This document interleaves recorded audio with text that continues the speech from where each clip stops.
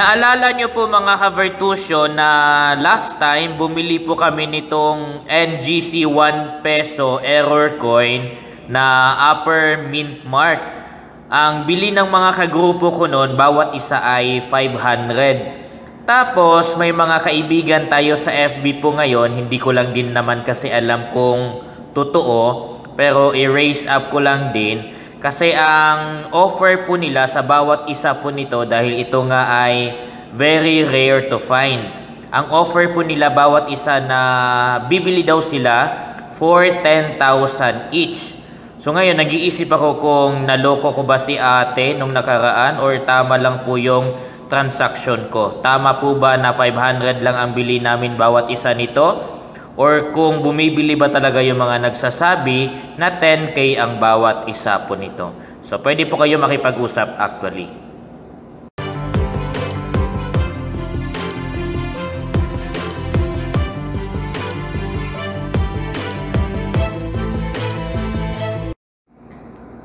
Viral po ngayon mga ka-Vertusio itong dalawang uri ng NGC coins na meron po tayo. Itong isa po ay 20 peso coin na NGC po ito.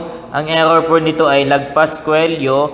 At itong isa din naman na 1 peso coin po ito na ang error naman ito ay upper mint mark. For 2 weeks now, ang dami pong nagpo-post at naghahanap at nagsasabing bibili daw po sila nito. Ang dami din pong mga may hawak po nito na nag-aalok po sa aming mga numista dahil nga po may mga nagsasabi na ang bawat isa po sa dalawang coin na ito o dalawang uri ng coin ay bibilhin daw po ng 10,000. So kung sino man po ang nag-aalok ng ganon, pwede po kayo makipag-usap sa kanila. Sa amin po kasi, binili ko lang po ito ng 500 po. 500 lang po ang gantong klase ng mga coin.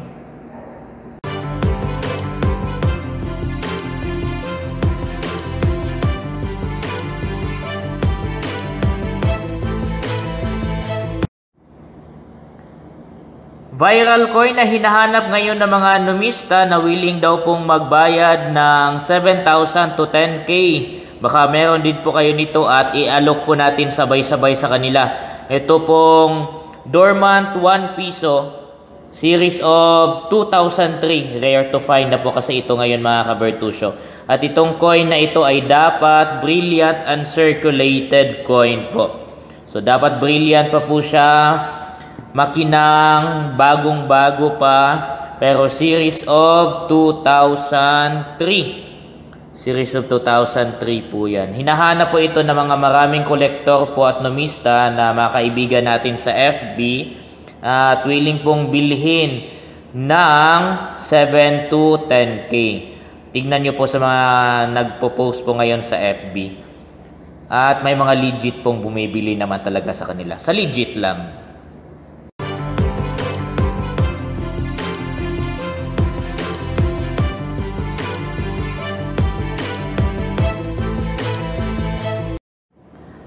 Passing tabi lang po, mag-aalok lang po ako ng coin ko sa mga naghahanap po nito dahil nakita ko po sa mga post po ninyo na naghahanap po kayo ng ganito at baka po pwede po na magkaroon tayo ng negosasyon. Ang meron po ako dito ay brilliant uncirculated pa po ito. 10 peso dormant coin series of 2002. Mention ko lang po, baka po makipag-negotiate. Sila Salapi TV, naghahanap po ba kayo nito? Jedon Bale, Lionel Figuracion, Coin Collectors, at marami pang iba na nagpo-post ng ganito na naghahanap ng 10 peso series of 2002. Brilliant pa po ang coin na ito. Ito ay rare to find na din po ngayon. So kung willing po kayo at kung meron din yung mga viewers natin na ganito, i-alok natin sa kanila.